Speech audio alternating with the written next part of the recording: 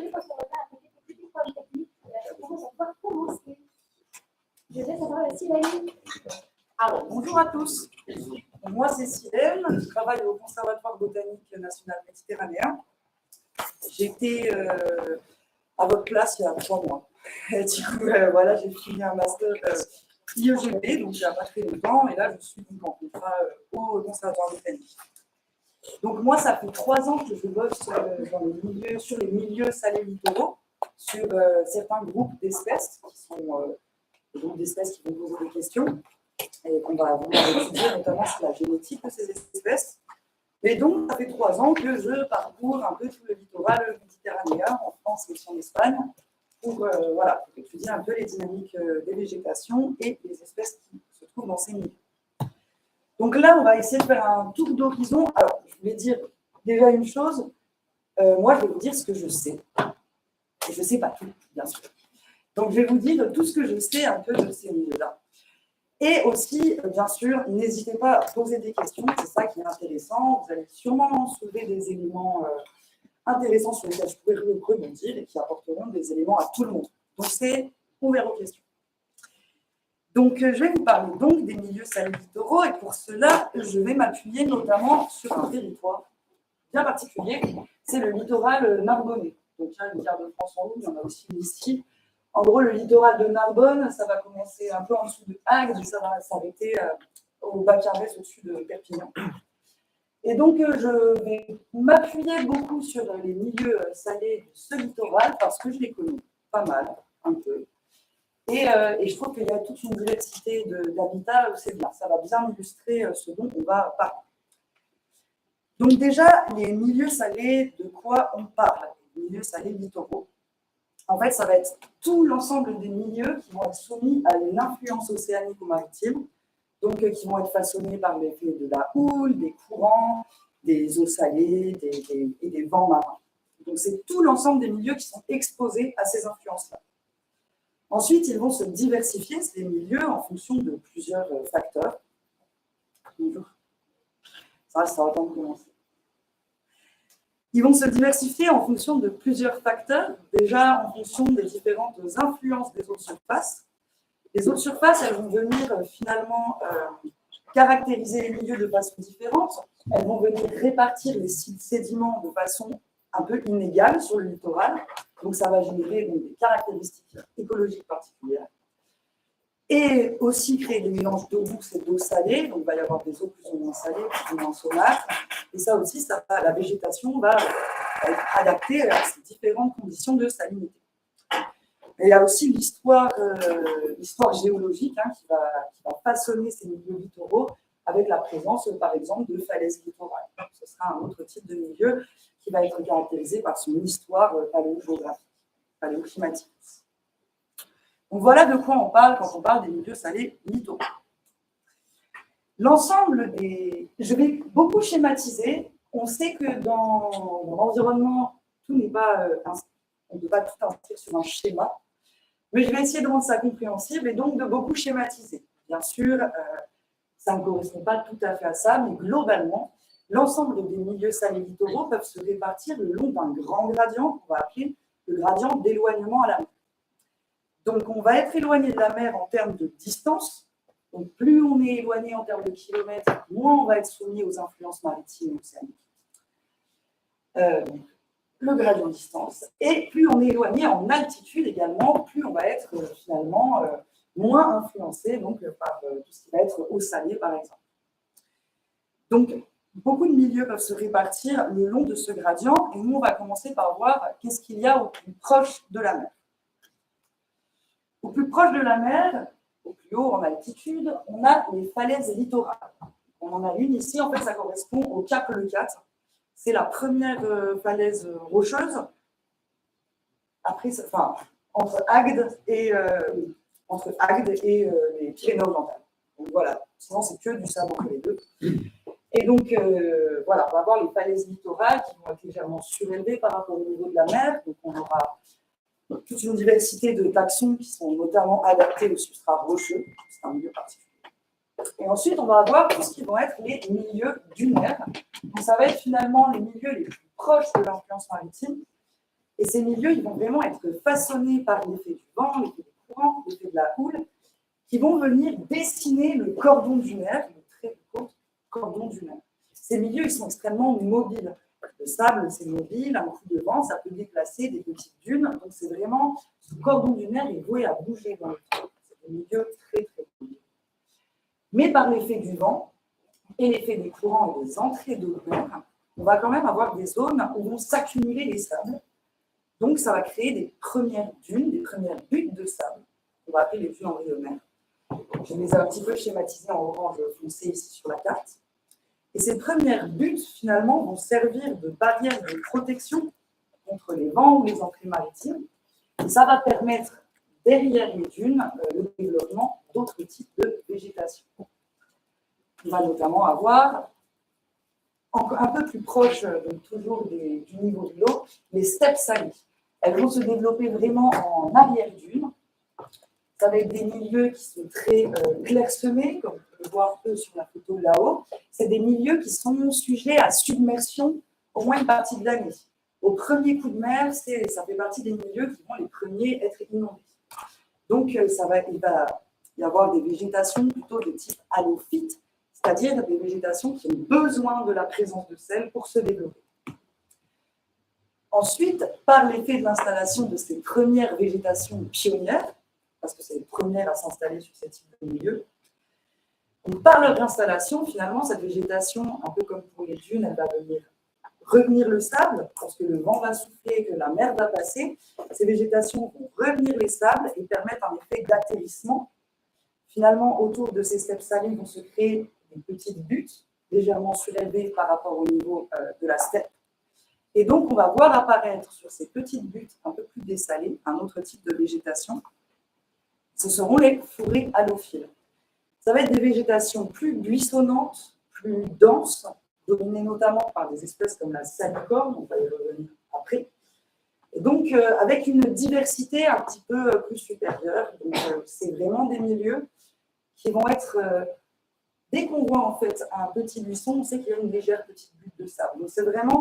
Ces milieux-là, ils sont très mouvants, mais c'est vraiment l'apparition de petites buttes, c'est pas des grandes collines, des petites buttes qui vont vraiment venir façonner la végétation que l'on va trouver. Donc, ces fourrés halophiles qui se développent donc typiquement après les steppes salées, donc comme on voit en vert foncé sur la carte, ils vont se développer principalement au bord et autour des salins. Pas en bord de mer, mais dans les eaux intérieures qui sont un peu saumâtres et légèrement donc salées.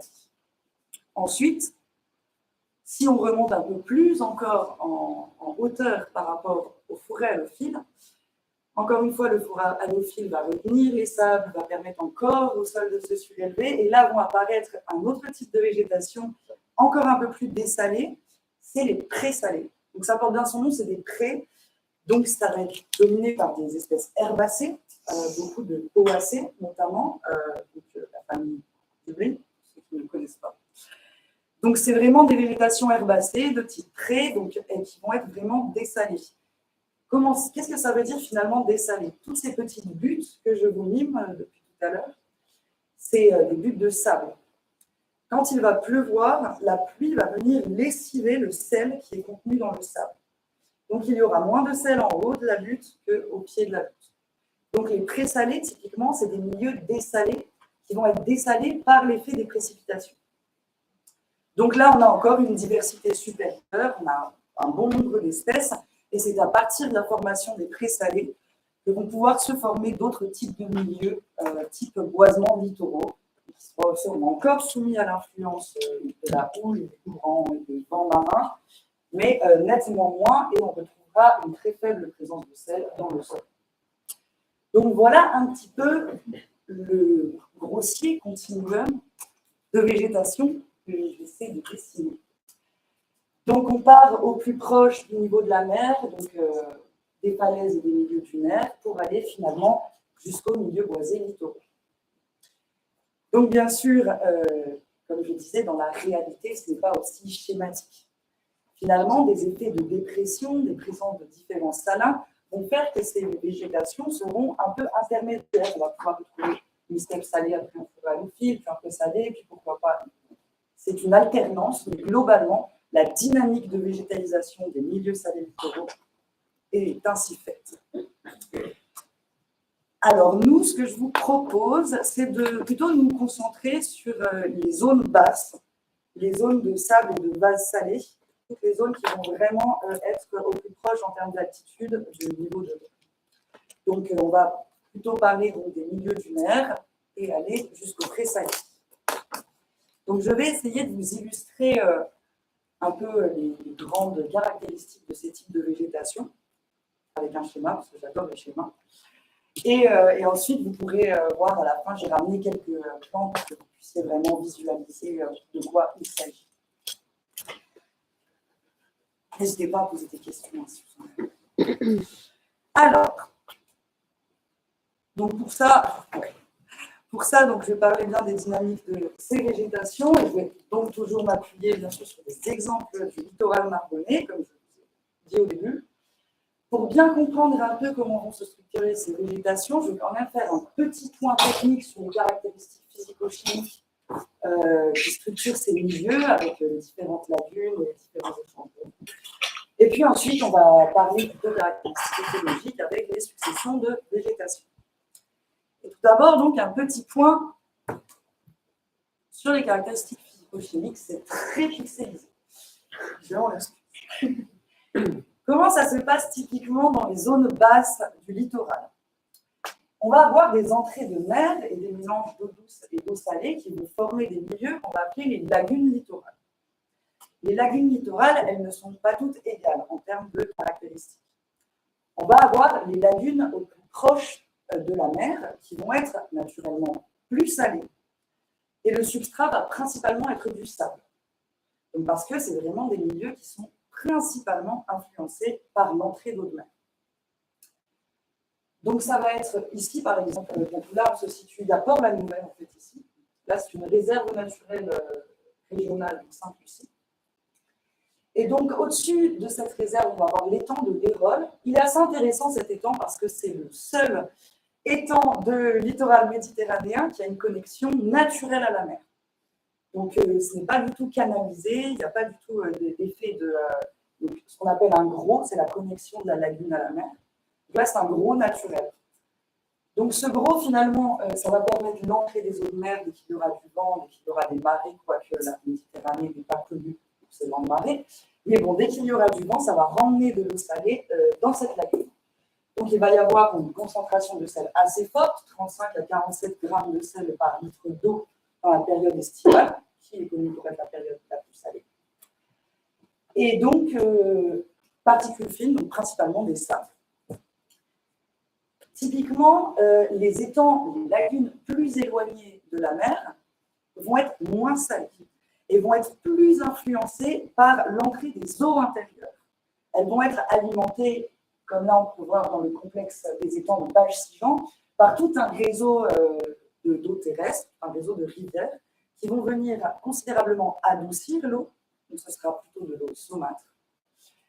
Tous ces cours d'eau vont également apporter énormément de sédiments assez riches qui viennent finalement des plateaux et des zones hautes, donc le substrat va être plus vaseux, plus riche, plus vaseux, moins sableux. Donc là, on peut voir que ce complexe de Bages-Sigean est connecté par un gros artificiel, c'est un canal, et on va pouvoir, grâce à ça, maîtriser l'entrée d'eau de mer ou la sortie d'eau douce. Donc, c'est vraiment des zones qui, avant, étaient exploitées pour le sel ou pour la pêche. Et donc, on a besoin de contrôler, finalement, la salinité et les conditions abiotiques de cet étang. Ça, c'est le cas de la plupart des lagunes méditerranéennes, il faut bien se le dire. Donc, dans les étangs un peu moins salés, donc, comme l'étang de Bages-Sigean, on va trouver une végétation halophile, c'est-à-dire une végétation qui supporte le sel, mais qui n'en a pas essentiellement besoin. Mais elle y est adaptée. Donc, on va aussi trouver des végétations qui sont liées à l'eau douce, comme par exemple des roselières, donc des grandes étendues de roseaux, ce que l'on ne trouvera pas sur les étangs au plus proche de la mer. On va également, par l'effet des eaux douces, mais là pour la botanique, c'est toujours bien de le dire, trouver quelques espèces piscicoles qui viennent des rivières, comme notamment la carpe et les pinoches. Donc, dans les étangs plus salés, comme l'étang de Mérolles, on va retrouver des espèces qui sont plus maritimes. On va avoir des herbiers de zoostère, donc cette espèce d'algue que l'on trouve dans la mer. Et on va également trouver des grandes nacres, donc protégées à l'échelle nationale et plutôt adaptées au milieu salin, très salin. Et sur ces bords de salin très proches de la mer, on va plutôt du coup trouver des végétations halophytes. La différence avec halophiles, c'est que les halophytes ont besoin de sel. Donc c'est vraiment essentiel à leur développement. Elles ne pourraient pas s'en passer. Donc voici un peu pour les grands fonctionnements des caractéristiques physico-chimiques de ces milieux salés et littoraux. Maintenant, les végétations. Comme je vous l'ai dit, on va partir du plus proche de la mer. Là-bas, on est vers la mer et là-bas, on est vers les terres. Donc, vont se former en premier les dunes. On parle à l'effet des vents, l'accumulation des sables. Les végétaux vont commencer à se fixer. Attention, ce n'est pas la dune qui se forme avant la végétation, c'est grâce à l'installation de la végétation que la dune va pouvoir se former. Donc, ce sont des milieux très mobiles, j'ai une zone de mobilité, car en effet, c'est des milieux qui bougent extrêmement vite. Que ce soit par l'action des vents ou des éléments environnementaux, que ce soit par l'action des hommes aussi. Quand nous, on va se balader dans la dune, marcher dessus, ça va un peu la détruire. Donc, c'est des milieux extrêmement mobiles, extrêmement fragiles. Donc, sur ces petites buttes de sable, on va trouver des espèces qui sont plutôt halophiles, parce qu'elles se développent sur la butte, car la pluie va enlever un petit peu de sel. Comme je l'ai dit, un effet de dessalement. Et donc, ces végétations-là sont plutôt halophiles. On va trouver des espèces, on ne trouve par contre que sur les dunes, type Ammophila arenaria. Donc ça, c'est une espèce de la famille des Poacées qui est vraiment structurante des dunes. Elle a des racines très profondes qui vont vraiment permettre de retenir le sol. Et on va avoir des espèces qui vont avoir des racines plus en surface, notamment Euphorbia paralias, l'euphorbe des dunes, qui est assez caractéristique. Je vais principalement vous mettre des espèces très caractéristiques. On va vraiment les retrouver partout sur les dunes littorales. Voilà. Ensuite, derrière ces premières buttes, comme j'ai dit, elles vont servir d'éléments de protection et elles sont très mobiles. Ça, ce sont des dunes, des jeunes dunes. Mais derrière, bien avant cela, bien avant cette dune-là, d'autres dunes s'étaient également formées. C'est des dunes plus vieilles, qui sont plus basses, moins exposées aux effets des vents et des courants. On va appeler ça des dunes fossiles, sur lesquelles on va trouver un autre type de végétation. On va trouver notamment des Artemisia campestris, donc c'est Artemisia, c'est quoi son nom commun déjà? Armoises. Donc des armoises, donc de la famille des Astéracées, qui sont moins finalement cantonnées au milieu salé. Ça va être quand même des espèces avec une plus large valence écologique que celle de la dune vive. On va retrouver aussi d'autres espèces très structurantes de ces milieux qu'on va retrouver en tapis très denses. Vous verrez, il y en a sur la table, et comme Alignoné portulacoides, par exemple.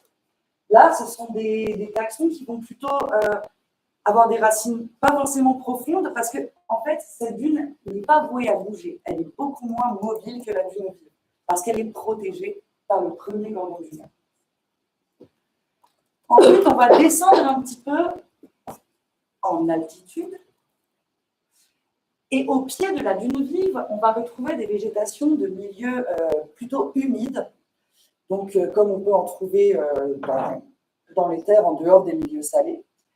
Donc des végétations qui vont être soumises à des entrées maritimes, à quelques coups de mer, mais elles ne vont jamais être inondées. Elles aiment plutôt l'humidité atmosphérique. Et là, on va retrouver des espèces comme le chouin noirâtre, peut-être que certains ont déjà vu dans d'autres conditions, et n'est pas du tout inféodé, c'est-à-dire qu'il n'est pas strictement dans les milieux salés, mais dans tous les milieux humides. Et on va retrouver des joncs, comme Jongus acutus, qui fait super mal. C'est vraiment une galère. Et du coup, ce sera vraiment la zone qu'on va appeler la zone à chouin et à jonc, de type présalé.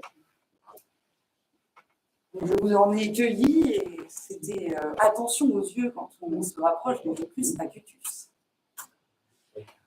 Plus bas ensuite, plus proche du niveau des salins et de la dune, on va avoir les steppes salées que l'on va ici appeler les zones à saladelles. Donc, les saladelles, ce sont des espèces de la famille Plombaginaceae, du genre Limonium en latin. Et ce sont des espèces halophytes qui ont besoin de sel pour se développer. Et elles sont particulièrement donc, caractéristiques des steppes salées méditerranéennes. Il y en a un certain nombre d'espèces. En fait, c'est principalement mon job au conservatoire botanique, principalement étudier ces saladelles. Là, je ne vous en ai mis que deux exemples bien précis. En haut, au pied des prés salés, on va retrouver le Limonium nargonensé, qui a une valence écologique assez large, qui va pouvoir se retrouver un peu dans les steppes, un peu dans les prés. Ça va être une espèce plutôt intermédiaire de ces deux lignes. Et puis plus bas, on va retrouver d'autres types de limonium, comme le Limonium girardianum, qui est protégé chez nous. Et ça, ce sera un limonium qui va se trouver plus près de la nappe de sel et qui va mieux résister aux potentielles submersions saisonnières. Et quand on se rapproche en bord de lagune, on a les milieux que on va appeler les sans-spires, les zones à salicorne. Ce sont des milieux qui sont principalement dominés donc, par l'espèce du genre Sarcocornia ou Arthrochilum. Ce sont des taxons de la famille Chenopodiaceae.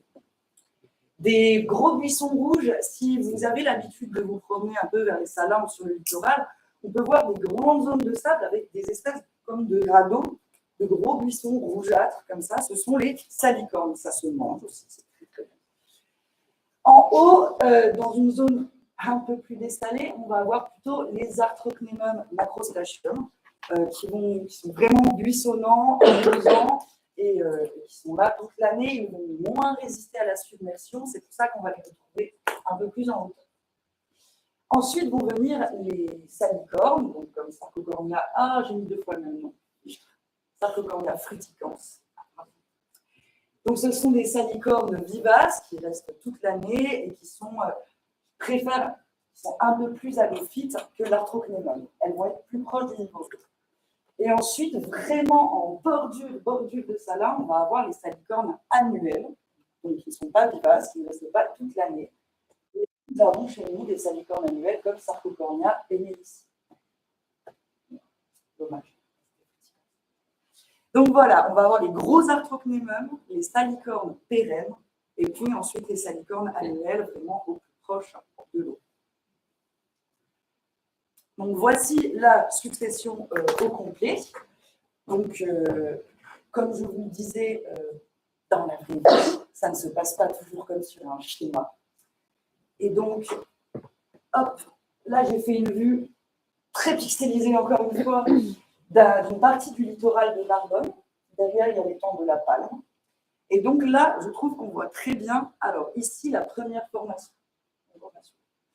Ici, la formation du premier cordon dunaire, qui va permettre derrière le développement de dunes mobiles.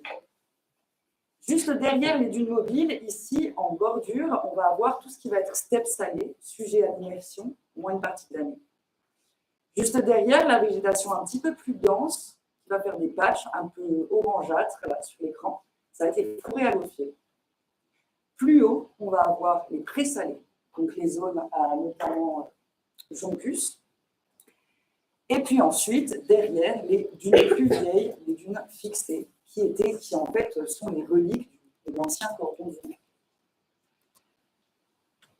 Une vision en photo, c'est des fois plus parlant. Ici, on voit très bien justement, alors ça c'est vers la réserve de Sainte-Lucie, on est vers l'étang de l'Érole, ce qui est au plus proche de la mer, que je vous montrais tout à l'heure.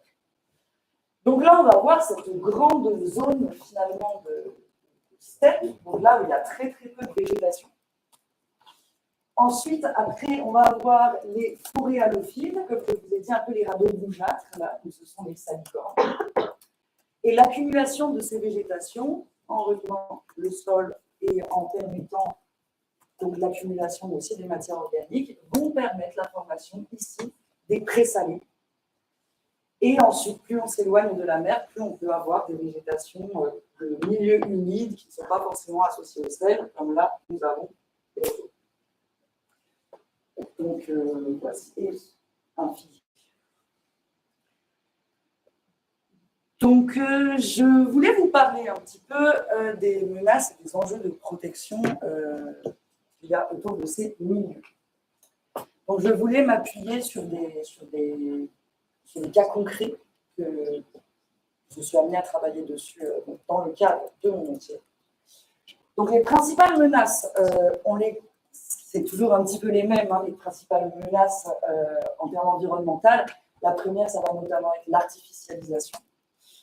En effet, le littoral est une des zones les plus habitées, les plus densément peuplées en France. C'est aussi, et là je vais parler très crûment, mais c'est aussi assez plat et assez facile donc à artificialiser. Et ça, c'est très vrai, donc ça va permettre finalement le développement d'énormément de structures et d'habitations. Donc moi, je vais vous parler un peu d'un cas spécifique de menace sur le milieu dans le cadre de l'extension portuaire de Port-la-Nouvelle, qui se situe dans la réserve naturelle de Sainte-Lucie, au bord de l'étang du Rhône. Et ensuite, on va voir un peu les effets des changements globaux. Quels effets directs vont avoir les changements globaux sur ces milieux-là? Il y a des effets qui sont très visibles, dont je vais pouvoir vous parler. Et puis des effets qui sont encore mécompris, peu compris, mais qu'on peut déjà commencer à observer, notamment dans le parc naturel de la Narbonnaise, et que surtout les gestionnaires de l'espace, eux, voient en direct live. Donc, on va voir un petit peu l'impact des changements de eau. Donc, en 2017, un projet d'extension du port de Port-la-Nouvelle a été validé par la région. Ce projet, c'est 23 hectares d'artificialisation supplémentaires qui vont venir étendre l'activité portuaire qu'il y avait déjà auparavant. En plus d'impacter des populations d'espèces protégées, telles que l'Hyméneum puspillatum, cette extension portuaire va aussi avoir un effet assez dramatique qui va avoir pour effet de changer les régimes de sédimentation des étangs. Comme vous voyez là, l'extension portuaire a créé notamment la construction d'une immense digue qui est faite pour accueillir des paquebots. C'est très très grand. Le problème que l'on rencontre avec cette digue, c'est qu'elle va venir modifier les apports sédimentaires qui vont être faits dans les étangs. En haut, en pointillé serré, c'est l'étang de l'Hérole, là, l'étang de Bages-Sigean. Et un des principaux apports sédimentaires qu'il y a dans cette zone, c'est l'affluent, donc la Berre, donc c'est un ruisseau, qui va venir apporter énormément de sédiments qui vont commencer à se répartir au niveau du gros de Bages-Sigean. Donc, si je reschématise, tous les sédiments circulent ainsi et vont venir ici se répartir sur cette zone littorale. Cette digue, elle a été construite pile dans le chemin finalement que suit le courant et que suit les sédiments. Donc, les sédiments vont être bloqués en partie par cette digue. Quel effet ça va avoir? On va avoir un effet d'amaigrissement du sol. Qu'est-ce que ça veut dire? Moins on a de sédiments, moins le sol, finalement, peut se structurer. On perd la structuration du sol. Ici, dans cette zone, on avait des populations d'une espèce de limonium protégé, limonium girardianum. Ici, c'était une photo avant la construction de la digue. Donc, on voit que la rosette du limonium repose bien sur son substrat. Pas de souci. Quelques années plus tard, dans le même secteur, on voit que le sol, l'amaigrissement, c'est-à-dire une diminution de la surface du substrat, une diminution de la hauteur du substrat, et les rosettes vont finalement se retrouver un peu à nu. On va commencer à voir justement monter en souche. Et donc, on va avoir un amaigrissement comme ça du sol, et on va avoir petit à petit une perte de certaines populations de limonium girardianum sur toute cette zone-là. Donc ça, c'est un des effets dramatiques de l'artificialisation, mais un effet concret. Par rapport aux changements globaux qui vont aussi modifier un peu les comportements de ces milieux, ce que l'on observe beaucoup dans le parc naturel de la Narbonnaise, c'est l'effet qu'on va avoir les baisses de précipitations. On va avoir des périodes de sécheresse plus longues à l'été et puis de moins en moins de précipitations. Ça va avoir un effet direct qui va être la salinisation des sols. Pourquoi? La concentration en sel dans le sol, c'est la concentration de grammes de sel par litre d'eau. C'est-à-dire que ce n'est pas tant la quantité de sel qui est importante que la quantité d'eau. plus le sel est dilué, finalement, moins il va être un facteur limitant. Mais pour avoir une dilution du sel, il faut de l'eau douce. Donc, si on a une perte de précipitation, on va avoir une perte d'apport en eau douce, et donc, forcément, la concentration en sel qui sera supérieure. Donc, par l'effet des longues périodes de sécheresse estivale, on va avoir donc un effet de forte salinisation des sols. Donc, le sel est beaucoup moins dilué, et donc, ça va impacter le développement d'un certain nombre d'espèces, notamment les espèces halophiles, qui n'ont pas forcément besoin de sel pour se développer. Et donc, elles, ça va les impacter directement. Ici, j'ai mis donc ça, c'est une digue à Sainte-Lucie. Typiquement, sur les digues en bordure de salins, les espèces halophiles vont un peu se réfugier sur la digue parce qu'elles seront légèrement surélevées par rapport au niveau de l'eau et donc elles auront un peu moins de sel. C'est typiquement les espèces de ces milieux-là qui vont être directement impactées par la forte salinisation parce qu'elles ne supporteront pas justement la présence de sel trop forte à l'été. Il y a quand même aussi les végétations de type steppe salée qui vont être impactées. J'étudie un certain nombre de limoniums sur l'île de Sainte-Lucie et dans le parc de la Narbonnaise. Et autant vous dire que cette année, c'était sacrément grillé. Et ce n'est pas seulement un effet de la sécheresse, c'est aussi, et on le voit très très bien dans les salins, toutes les zones où normalement le limonium va se développer un peu surélevés par rapport à l'eau des salins. Là, on voit qu'ils sont complètement grillés parce que même s'ils étaient légèrement surélevés dans les zones légèrement dessalées, l'absence de précipitation fait que la concentration en sel va être quasiment la même au fond que en bordure de sable. Donc, voilà, ça impacte les espèces. Ici, c'est Sueda vera, donc c'est une espèce qui se développe beaucoup sur les digues à Sainte-Lucie, mais aussi ici vers les étangs de l'Or et de Vic et Frontignan et tout ça. Et donc, ça se voit énormément sur les soudes. Je le voyais avec les gestionnaires de Sainte-Lucie. L'effet, en fait, de la sursalinisation du sol, ça va notamment impacter les jeunes rameaux qui ne vont pas pouvoir se développer. Et on a, sur des digues entières, l'ensemble des parties supérieures du buisson qui vont être totalement sèches, avoir totalement perdu leur structure feuillée. J'en ai ramené un exemple sécos ici que vous pourrez voir et vous pourrez admirer l'effet de la sursalinisation des sols sur Sueda vera.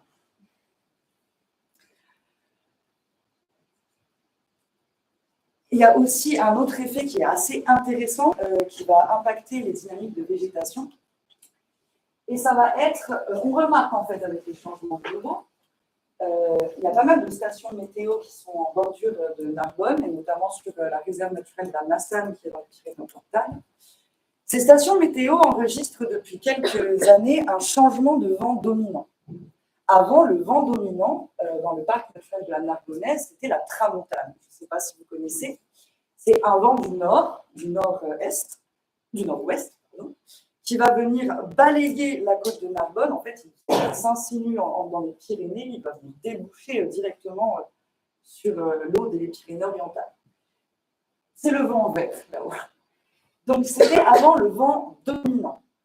Il allait venir structurer la répartition des sédiments. C'est des milieux très mobiles. Donc, le vent va avoir un effet, va venir apporter de l'eau douce dans les milieux salés.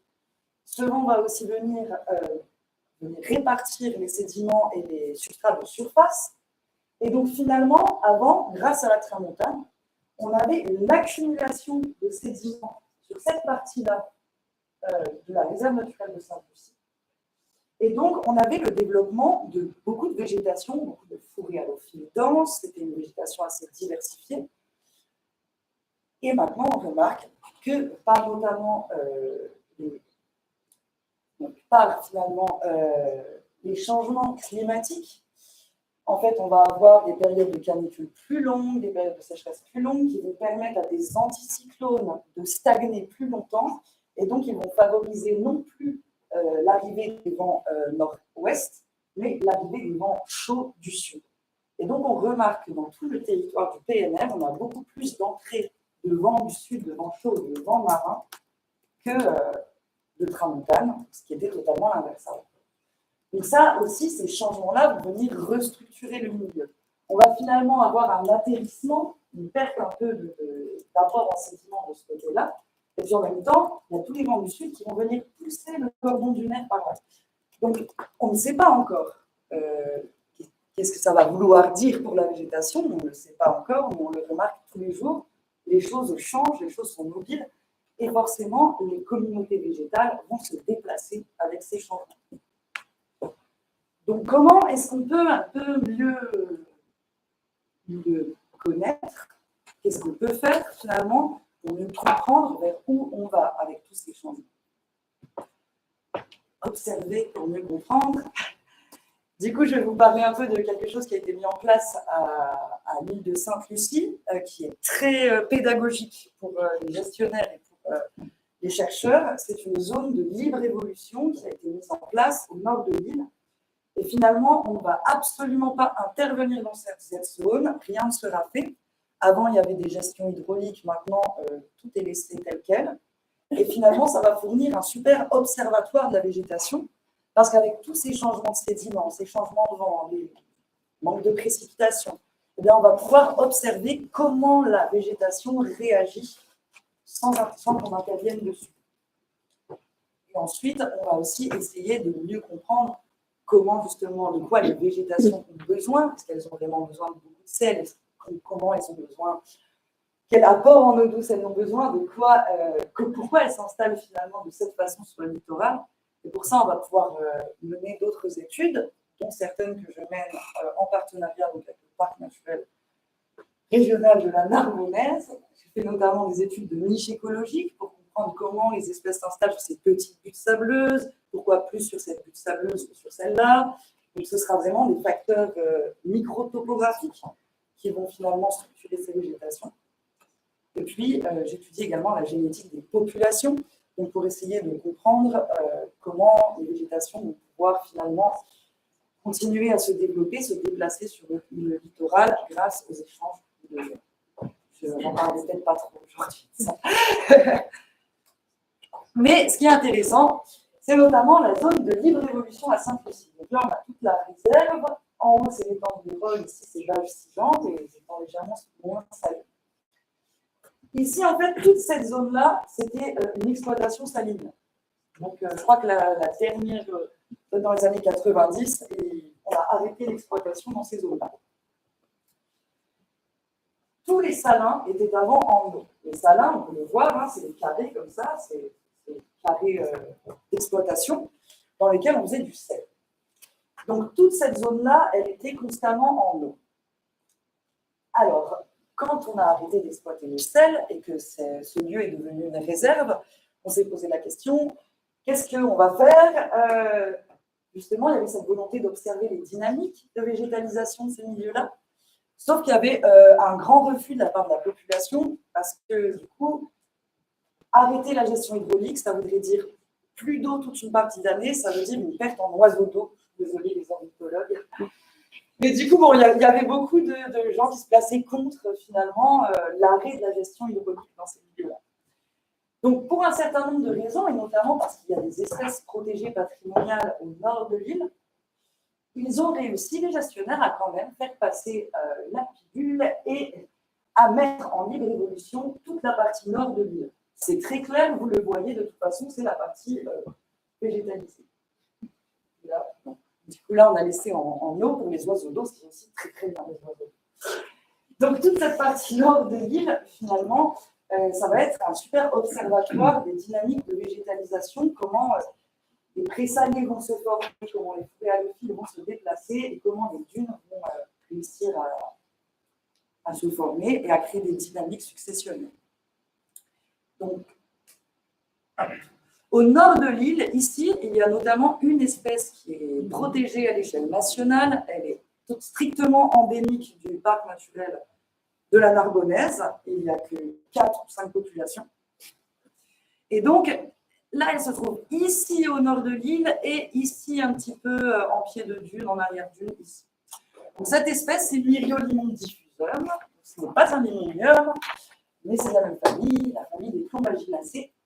Et cette espèce, elle était assez intéressante parce que, justement, avec les changements d'apport sédimentaire, avec les sécheresses, avec le manque de précipitations, on a commencé à voir toute la population nord commencer à diminuer. Il y avait de moins en moins d'individus, de moins en moins vaillants. Et donc, ce que l'on peut observer, c'est une migration progressive des individus. Ils vont partir finalement du nord de l'île, où le sol va s'affaiblir, et elles vont commencer à coloniser les anciens salins. Donc là, on a arrêté la gestion hydraulique. Donc en fait, la mise en libre évolution de ce milieu, ça a permis notamment de créer des zones de refuge pour les espèces, où elles vont pouvoir recoloniser de nouveaux endroits pour se rapatrier, pour être moins exposées notamment à la sursalinisation ou à d'autres facteurs. Donc ces zones de repli, elles ne sont possibles que parce qu'on a absolument arrêté la gestion sur cette zone-là. Ensuite, je vais parler de génétique, des choses comme ça, mais déjà, est-ce que vous avez des questions? Ouais. Selon Alain de Géologie, dans cette étude d'un milieu qui était avec des biais anthropiques, oui. Le carottage de sol n'est pas pertinent pour faire des études pour savoir s'il y a eu une levée de dormance, une grève, pour savoir pourquoi on retrouve cette plante-là ici.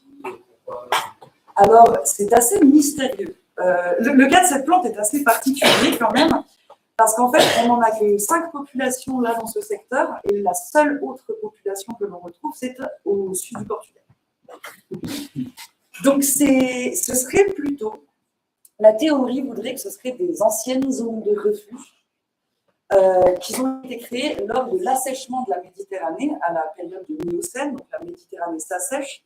C'est l'occasion pour plusieurs milieux salés de traverser à pied et de se diversifier et de coloniser le littoral. Et ensuite, juste après le Pliocène, la mer Méditerranée se remplit de nouveau et sépare ces populations-là. On pense que là, c'est vraiment une population relictuelle, en fait, de cette période de diversification intense qu'a subi la Méditerranée à la période du Miocène. Donc, ce serait la raison. Pour mieux comprendre, je pense, pourquoi on en trouve là et pas ailleurs, il faut aussi comparer avec les stations du Portugal. Parce que j'ai fait finalement l'étude de niche écologique de ce taxon. Et finalement, ça ne montre pas, à part que le milieu est très riche, donc ça pourrait être favorisé par les apports en sédiments qui étaient justement avant ramenés notamment par l'effet de la tramontane. Ça a ramené beaucoup de végétation, ça a enrichi le milieu. Quand on regarde le substrat, c'est énormément d'accumulation d'algues. Et donc, c'est vraiment la seule particularité de son habitat. C'est des milieux riches. Alors, voilà, en fait, si on fait des carottages ensuite avec du sable, et on n'a pas peu de traces de base, finalement. Donc, voilà, la théorie, ce serait une population relictuelle qui a été finalement favorisée, qui s'est maintenue grâce aux gros apports en sédiments qu'il y avait spécifiquement dans cette zone-là. C'est pourquoi donc, ce ne serait pas maintenu ailleurs. Mais il faudra comparer avec la population du Portugal. Et non, pas encore. Faut me payer le voyage. Moi, j'y vais. Et ce serait très intéressant. Je crois d'ailleurs qu'au sud du Portugal, c'est notamment sur des substrats plus coquillés et plus rocheux, parce que c'est une côte rocheuse en fait. Du coup, à voir. Je me demandais, il y a de moins en moins de précipitations, mais il y a des précipitations qui sont plus extrêmes. Et du coup, est-ce que, en remarquant que, par exemple, ça adoucit d'un coup la salinité, est-ce que ça affecte la végétation et comment? Non, pas sur ces épisodes violents, on va dire. La végétation, elle ne va pas pouvoir en profiter, parce que c'est quand même des milieux qui sont extrêmement mobiles. L'eau salée est présente en continu. Donc, une forte précipitation ne suffira pas à compenser un mois de sursalinisation, par exemple. Il faudrait une période d'environ, ce qu'on a plutôt d'habitude en début de printemps, une période d'un mois et demi de bonnes précipitations en continu pour que justement les espèces puissent un peu s'adapter. En fait, c'est assez intéressant parce qu'on a eu le cas sur certaines populations de limonium. Là, je ne sais pas si vous avez constaté, ce printemps-là, il y a eu des très fortes pluies. Et donc, ces gros apports en eau, le limonium n'aime pas être les pieds dans l'eau. Il n'aime pas ça. Donc, ces grosses pluies, finalement, ont emmené les limoniums à monter sur souche, à monter sur racines. Ils se sont légèrement surélevés. Donc, on voit les racines sortir. Ça va monter comme ça en souche. Ok, ils sont allés se protéger finalement du trop d'eau. Et une fois arrivés à l'été, énorme sécheresse, plus une goutte d'eau, ils étaient totalement éloignés de toute la nappe et en fait, ça a un peu marqué leur arrêt de mort. Donc c'est assez... ça se remarque pour les limoniums parce qu'ils sont très sensibles et qu'on voit les variations. Par contre, en effet, pour les suédales, il faudrait des périodes beaucoup plus prolongées de précipitations. Là, elles en profitent franchement. Je crois que j'avais vu en Camargue, il y avait des débordements du Rhône, je ne sais pas quoi, l'année dernière. Ouais. Et du coup, il y avait Caracé, qui était genre super spécifique au milieu très salé. Et du coup, il y avait eu une chute folle, parce que du coup, ça avait vraiment radouci. Décidé, ouais. Mais en même temps, moi, j'ai envie de dire, on est obligé de jouer avec tout ça. Et c'est dommage pour les Caracés. C'était un petit peu aussi ce que j'avais envie de dire sur la libre évolution à Sainte-Lucie. En fait, on n'avait aucune idée de si la libre évolution allait nous garantir de conserver les espèces patrimoniales. En fait, dans les salins, on a très vite vu que les salicornes commençaient à coloniser beaucoup.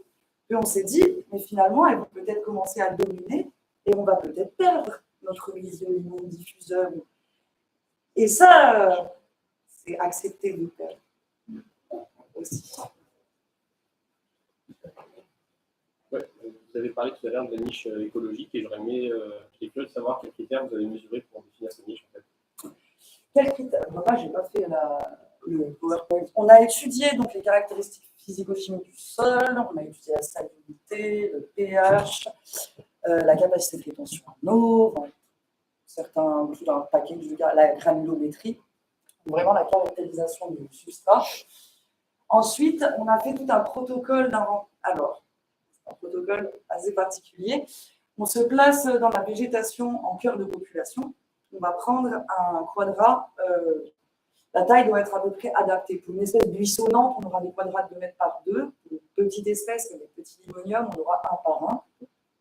On va diviser ce quadrat en 100 petites cases. Donc 100, ce qu'on avait appelé les points contacts. Ah, c'est dommage, oui.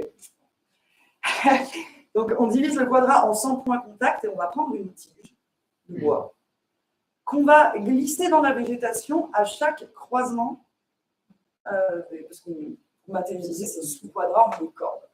À chaque croisement, on met une tige et là, on va recenser tout ce avec quoi on rentre en contact, toutes les espèces végétales, le type de substrat, s'il y a du bois mort, s'il y a des cailloux, quelle est la taille des cailloux, tout ce que la tige va toucher, et on fait ça 100 fois. Et on fait ça, alors moi j'avais 5 quadrats par population. Voilà, donc ça c'est pour recenser les caractéristiques donc, de la micro-niche. On dit micro parce que c'est vraiment autour des individus. Tout est mesuré vraiment autour de l'individu. Et ensuite on va reproduire ça dans des stations autour où l'espèce n'est pas présente. Voilà. À la même station, mais là où elle n'est pas. Et donc on va venir faire une comparaison. D'autres questions? Non? Vous avez dit que c'était 5 populations. Non, 5 populations. Mais c'était des fois des championnats. C'était bien. On est assez exhaustif sur cette espèce-là. Parce que, je veux dire, quand les botanistes ont découvert, ils étaient beaucoup trop contents. Le littoral a été quadrillé pour essayer de retrouver les populations. Et en fait, les 5 populations, je ne sais même pas si on peut parler de 5 populations distinctes, parce que finalement, ça dépend de l'échelle à laquelle on se place. On pourrait peut-être parler d'une seule population à Narbonne, parce que finalement, l'ensemble des populations qu'on connaît, voilà. On a 7 populations au nord de Sainte-Lucie, on en a une en face, là, une autre petite ici, une petite là, donc c'est vraiment autour de l'étang de l'Hérole. Peut-être qu'on pourrait plutôt parler d'une population narbonnaise.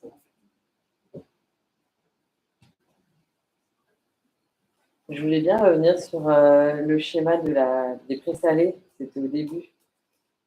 J'avais une question par rapport à ça. Encore avant sur la carte, donc voilà la carte. Tu as dit que c'était voilà, Ouais. c'était très c'était schématique et que ça se passait pas toujours comme ça, évidemment.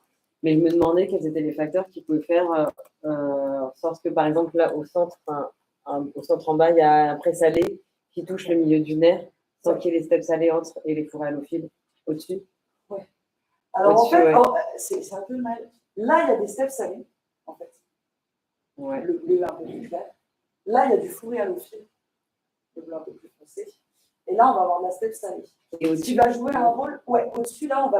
non, en mais fait, je veux dire au-dessus de l'étang, au nord de l'étang, il y en a pas. je tiens à préciser. Ouais, c'est vrai que j'aurais dû dire. Tous ces patchs, je les ai faits grâce aux données du Conservatoire botanique et c'est tous les milieux dans lesquels ont été faits un relevé phytosociologique. Ça veut dire que tout là où il n'y a pas de patch, c'est parce qu'on n'a pas fait de relevé. On n'a pas encore, bien sûr, ici, on a quelques relevés de fourré allophile, mais par contre, vraiment, c'est le long de la côte qui a quand même été bien caractérisé. Il y avait une étude là-dessus, en cadre de l'extension du port de Port-la-Nouvelle. C'est horrible, ça nous rapporte des horrible. Et donc, voilà, typiquement, ici, c'est quand même extrêmement habité. Il y a beaucoup de cultures, il y a pas mal de vignes. Et du coup, ça va quand même pas avoir cette dynamique successionnelle qu'on trouve vraiment en bordure du littoral. Ce sera des milieux où on va plutôt avoir de la roselière ici, dans les embouchures de ruisseaux. Et donc, voilà. En tout cas, il n'y a pas eu de relevé phyto, mais je sais que ouais, c'est plutôt habité et c'est plutôt des milieux très artificialisés. J'ai quelques stations d'études ici, au nord de La Palme. C'est les digues. Voilà. Voilà. Question très néophyte, hein, mais autour de la ville, là, la végétation, la ville va beaucoup plus haut, donc ça va faire l'évolution. Il y a des pieds qui vont être ensevelis par le sable, qui vont être complètement alloués de couleurs. Est-ce que ces espèces-là, elles sont ultra résilientes ou elles sont surtout très bonnes colonisatrices? Donc peut-être plein de qui vont mourir, mais plein qui vont pouvoir reprendre la place. Quoi. Elles sont très adaptées. Ici, j'ai ramené quelques espèces qu'on va pouvoir trouver. Par exemple, dans ces pieds de dune, on va notamment trouver une espèce de poacée qui est Elytrigia joncea. C'est une espèce qui est radicante, qui est rampante, et en fait, en fonction du sable qu'elle va recevoir, elle va pouvoir muter en de cette façon. Mais typiquement, le Forbia paradax, le Forbia des dunes, va se comporter un peu pareillement. Elle va perdre sa surface feuillée là où le sable va venir l'ensevelir. Et elle va perdre au fur et à mesure. Donc, ce ne sont pas toutes les eaux-formes font ça. Je ne dis pas qu'elle fait ça juste pour le sable. En tout cas, ça va nous permettre de continuer à manger, même si elle a les pieds ensevelis. La lâcher, en fait, ce qui permet par la synthèse dessous, pour la faire dessus. Et donc, ça va être voilà, ce type de stratégie. Pour les joncs, notamment Jonchus acutus, franchement, ils n'ont pas ce problème-là. Parce que c'est des souches tellement énormes que. Et c'est très grand, ça. Ceux que j'ai vus là ce matin m'arrivent à peu près là. Donc, ça, il en faudrait plus. Ouais, elles sont particulièrement adaptées à ça.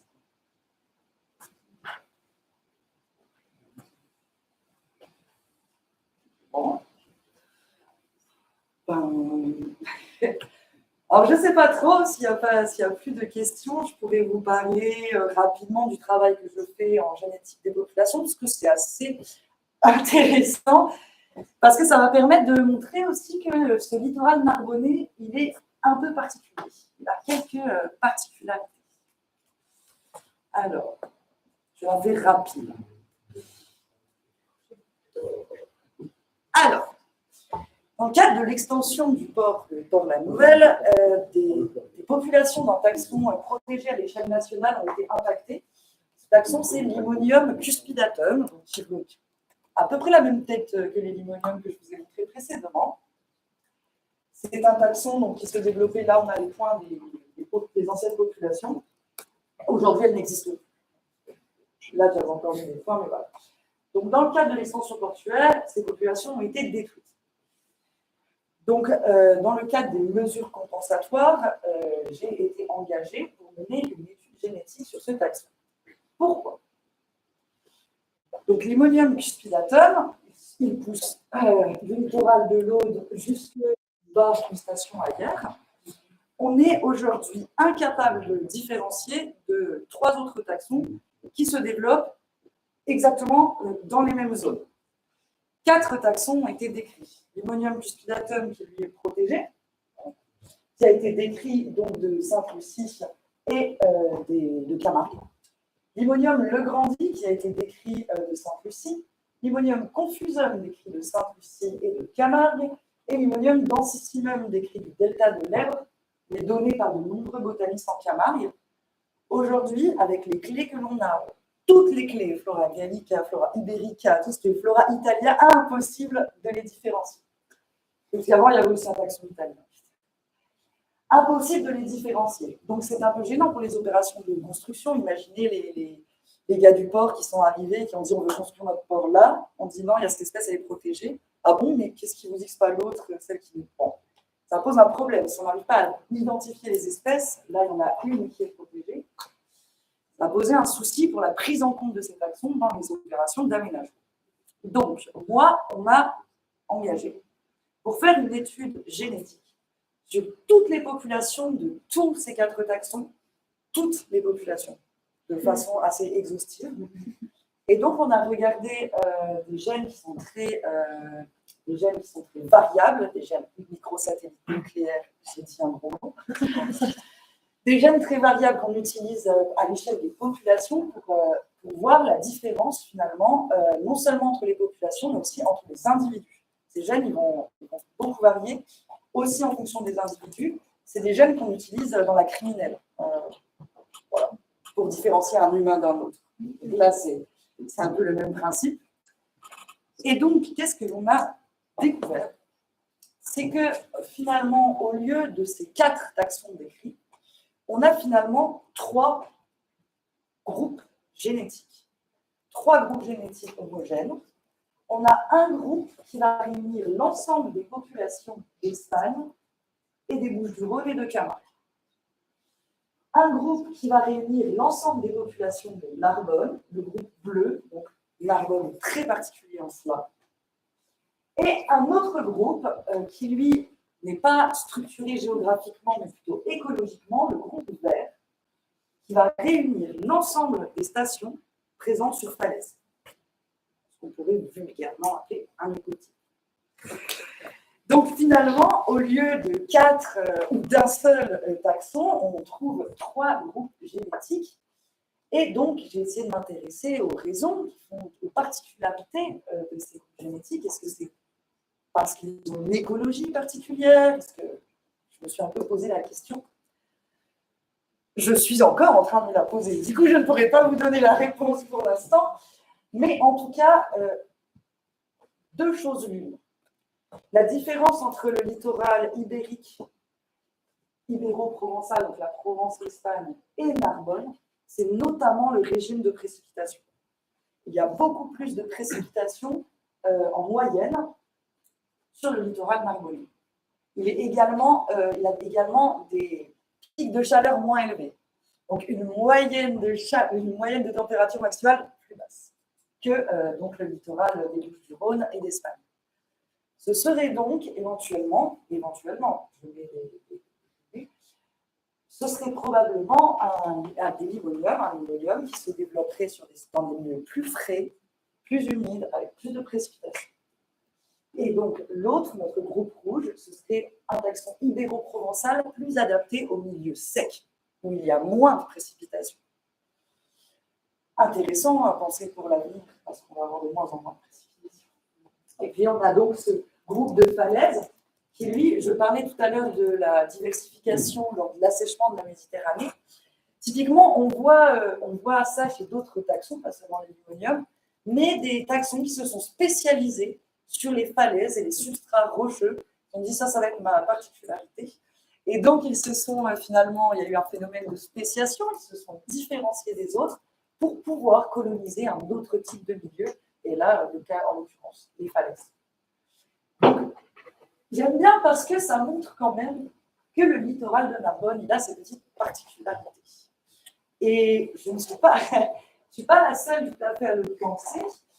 J'ai beaucoup de collègues qui font de la phytosociologie et qui me disent toujours qu'il y a des différences. On sent des choses, que ce soit dans l'exposition, dans la composition ne change pas forcément, Mais en tout cas, le faciès et les faciès de végétation vont être légèrement différents. Donc, on a à l'argole une petite particularité qu'il faudra étudier davantage. Oui, du coup, Narbonne, un seul. Là, on arrête de tergiverser. Il y en a un dans les vases salés de Narbonne. Bon, on a une petite incursion d'un petit rouge là en haut, dans la station de vent. Hier, un petit peu sur les... Alors, hier, c'est assez. En fait, on a compris. Les gens ne comprenaient pas pourquoi il y en avait là.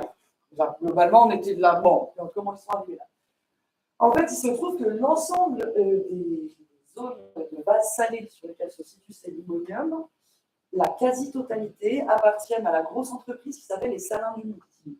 Les Salins du Midi, c'est l'exploitation des salins, et donc ils construisent énormément de midi. Et ils vont en fait déplacer des gros concassés, des gros éléments de digue d'un salin à l'autre en fonction de ce qu'ils ont besoin de faire des travaux ou pas. En fait, cette population de guerre, on pense qu'elle a plutôt été disséminée par les humains en déplaçant des concassés. Ça a déplacé une partie de la bande migraine et donc ça a réussi à se maintenir un peu. C'est une population qui est très maigre en termes de nombre d'individus et donc qui est génétiquement mixte. Mais c'est clairement à cause du déplacement des concassés que je dis. Je peux mettre en place une échelle de temps sur des Ouais. L'horloge biologique. Pas sur les marqueurs microsatellites nucléaires. Vu que c'est des marqueurs non codants, on ne va pas pouvoir dater en fait, les phénomènes de diversification liés à ces marqueurs-là.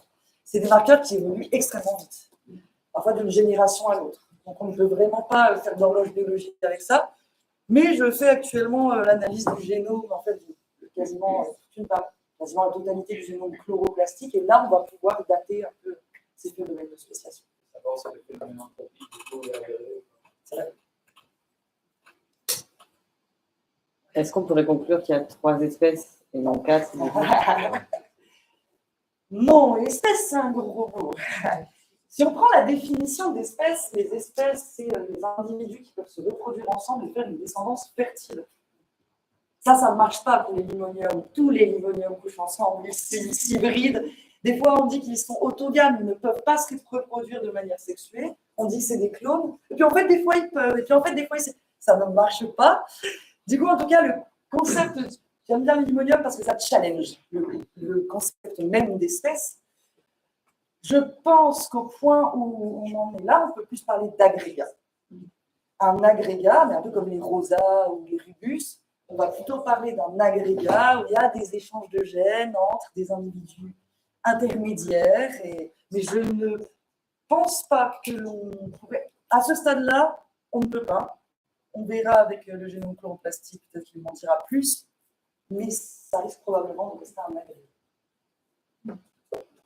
Mais du coup, comment on a pu poser une protection sur un des limoniums, ne sachant pas l'identifier avec toutes les flores? Ouais. Alors, ça c'est assez... Mais on est là pour parler botanique, donc on va parler botanique. Je pense qu'il y a beaucoup de mégalomanie.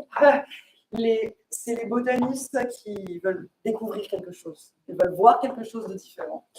Et donc, il y a beaucoup de limoniums qui ont été décrits de l'île de Sainte-Lucie. Il y a 3 limoniums qui ont été décrits de là-bas. C'était dans les mêmes stations. Mais les feuilles sont légèrement... Et les épis sont légèrement... Vu qu'en plus, il y a beaucoup d'hybridation. On peut toujours trouver des critères particuliers, puisqu'il y a beaucoup d'échanges de gènes. Et donc, pourquoi le cuspidatum en particulier? C'est parce qu'un botaniste s'est passionné pour le limonium cuspidatum. Pour pouvoir poser un statut de protection sur une espèce, il faut déjà faire l'état de toutes les populations, l'inventaire des pop, il faut évaluer la fitness, il faut regarder si c'est une population en déclin, si elle se maintient ou pas. C'est vraiment un passionné qui a pris à cœur le limonium cuspidatum et l'a défendu jusqu'au bout. Si quelqu'un avait fait la même chose avec le limonium legrandi, ça aurait été le limonium legrandi qui aurait été protégé. Et ce qui est terrible, c'est qu'on ne protège que ce qu'on connaît, en fait. Après, c'est pas plus mal non plus parce que ça fait une sorte de protection parapluie pour les autres espèces.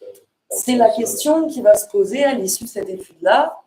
on pourrait avoir des médisants qui vont dire « Ah, mais du coup, il y en a plus que ce qu'on vend, enfin, ou je sais pas, ou machin, donc en fait, est-ce que c'est bien… » Bon, on va poser la question du statut de protection.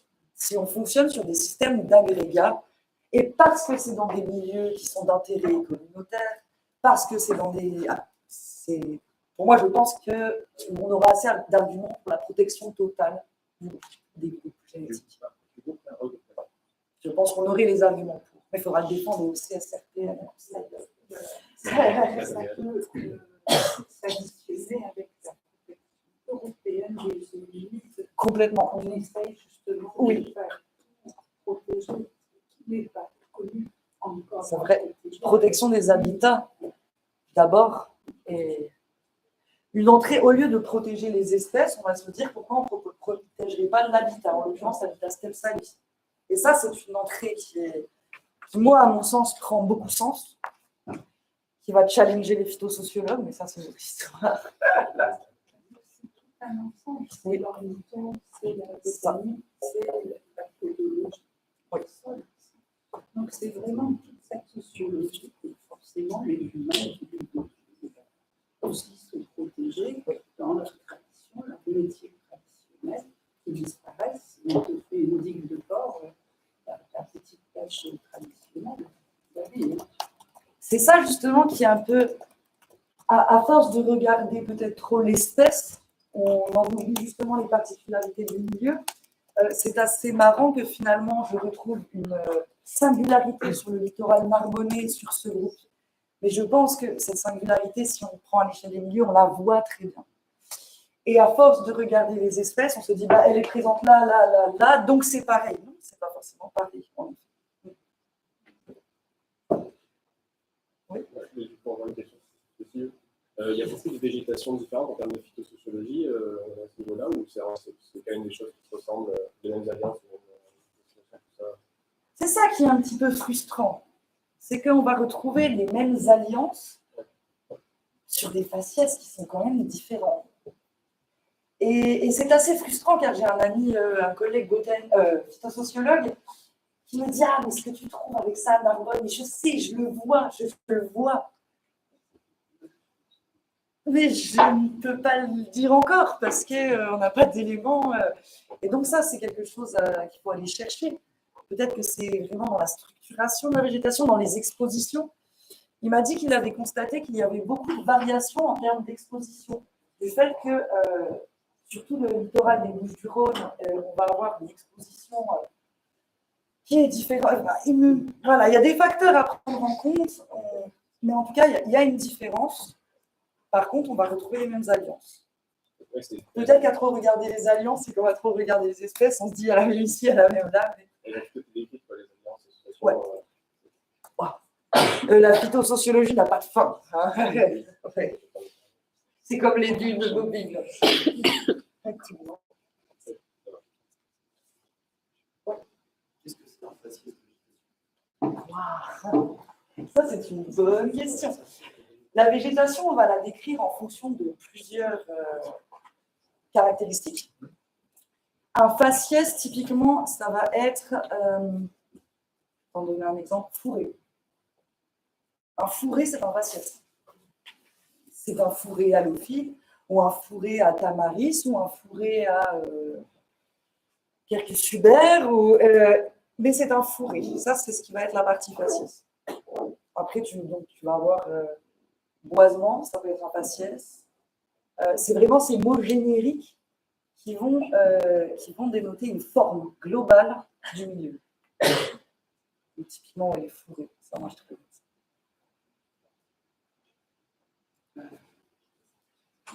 Qu'est-ce qui fait que les 4 espèces décrites, il n'y a pas de différence? Il y a des caractères critiques, mais qu'on n'a pas identifiés génétiquement. Et non, c'est justement à cause de cette question d'hybridation et cette question de variabilité en fait des traits.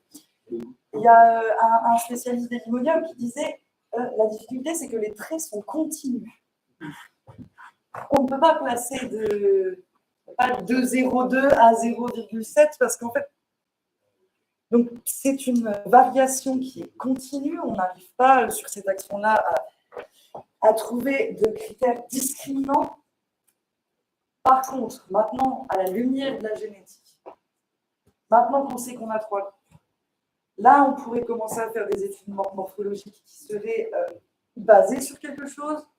On mettrait en culture, on regarderait sur le terrain, et là, peut-être qu'on trouverait des critères. Par contre, pourquoi il y en a eu 4 de décrites, ça, c'est... Bon, moi, je ne sais pas, mais je trouve que c'était aussi... Il faut se dire que c'était le premier limonium. C'était Mattioli qui l'avait écrit, c'était au Moyen-Âge. La grosse diversification des limoniums, c'était dans 1870. C'était Cremy et Gaudron, 2 botanistes, qui, eux, c'est de la description.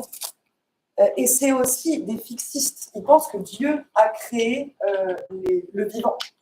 Donc, si là, les feuilles ne sont pas pareilles que là, c'est que Dieu a voulu qu'elles soient différentes, c'est donc 2 choses différentes. Il n'y a pas échange de gènes, croisement, hybridation. À ce moment-là, c'est du fixiste. Et donc, dès qu'on voit que l'épillé est un peu décalé par rapport, ok, c'est autre chose. On décrit l'œuvre de Dieu et c'est communal. Voilà.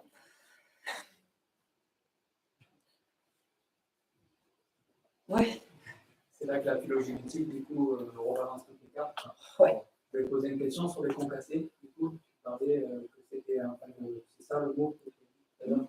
Ah oui, oui, les grosses pierres. Ouais. Les autres ballasts.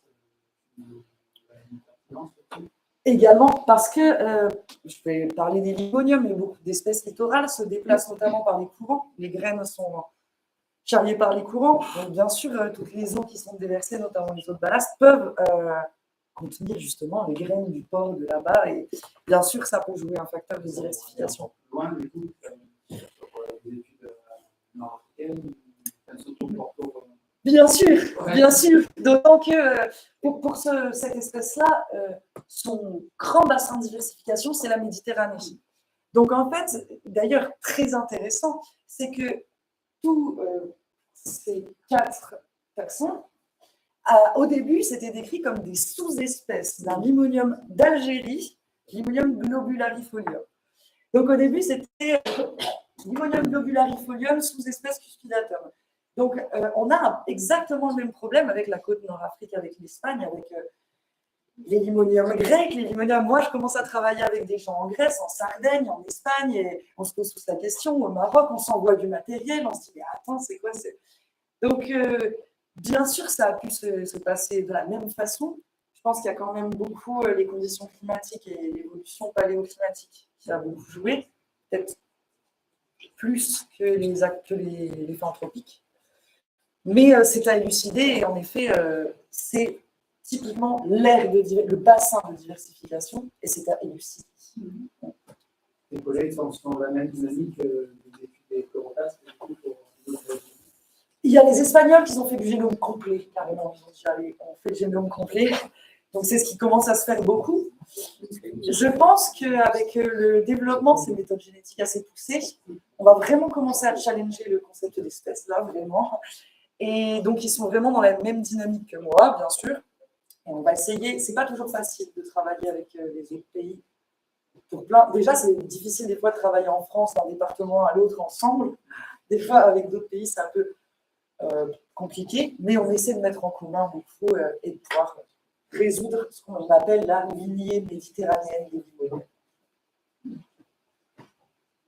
Il y a un fonds de subvention qui est commun, du coup, sur une étude. Non. Et non. Du coup, chacun ramène son petit bout de portefeuille. Moi, c'était dans le cadre des mesures compensatoires, l'extension du port La Nouvelle. Je connais un chercheur grec qui s'autofinance. Il y a pas mal d'Espagnols qui travaillent avec le Kew Garden, donc c'est le jardin botanique Grande-Bretagne. Donc c'est bon, on trouve l'argent où on peut. Les Italiens ne participent pas parce que moi je travaille avec Rome, c'est un amateur. J'ai du mal à trouver l'interlocuteur. Plus facile en Sardaigne, j'ai trouvé, avec l'université de Cagliari. Je trouve avec Baldini qui est un amoureux des sens, etc. C'est bon. Alors, on en parle. Mais j'ai rencontré Gianantonio Domina, donc, qui s'occupe de Europlusmed, qui a fait la classification, qui gère la base de données sur les limoniums de Europlusmed. Et bon, j'ai pas encore. Lui, il a fait toute une classification sur critères morphologiques. C'est pas encore tout à fait la même dynamique. Oui. Ouais. Avoir des approches diverses, c'est pas. C'est aller dans la même direction. Oui, c'est vrai. C'est vrai. Protéger aussi. Ouais. J'ai une question un peu plus générale, mais c'est quoi du coup le nom de ton métier? Tu fais exactement, comment est-ce que se caractérise ton métier? Intérimaire chez Manpower pour l'instant. Pour l'instant, je suis chargée d'études botaniste. Au revoir. Voilà, chargée d'études botaniste. Mais c'est des fourre-tout et chargés de projet. En tout cas, on est chargé, ça c'est clair. Mais on te donne les matériels que tu veux. Oui, bien sûr, bien sûr. Mais il faut être. Voilà, et pour aller plus loin, faut pas. Moi, j'essaie de me diriger vers la vitesse. J'ai l'impression que pour aller plus loin, il faut quand même. Des fois, il faut aller le week-end. Hein. Avec sa voiture. Ouais, c'est après la passion. C'est ça. Ouais. Je suis tombée dedans. Se monter un peu dans la claque. Oui. Dans certains quand même. C'est vrai, et se mettre au vert sur le massif. C'est vrai. J'accompagne mes collègues dans les Pyrénées pour changer d'air. Je vais faire des effectifs d'altitude.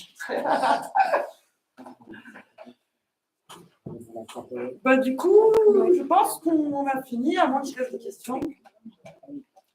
Mais vous pourrez me les poser en aparté. On va sortir la table à côté, et puis vous pourrez voir que j'ai pris quelques plans de chacun des lieux que j'ai montrés sur le petit schéma. Et regardez, vous posez des questions.